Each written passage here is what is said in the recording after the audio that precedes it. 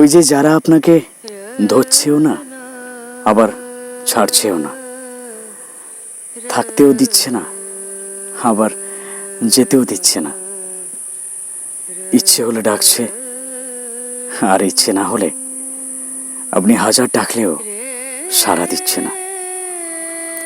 নিজের ইচ্ছে হলে কথা বলছে আবার না হলে অচেনার মতো ব্যবহার করছে। কখনো আপনাকে ভালো রাখছে, কখনো ইচ্ছে করে আঘাত দিয়ে খিলখিল করে হাসছে। আপনাকে ঘুড়ির মতো আকাশে ওড়াচ্ছে, আবার কখনো সুতোটা হাতের কাছ থেকে ছেড়ে দিচ্ছে।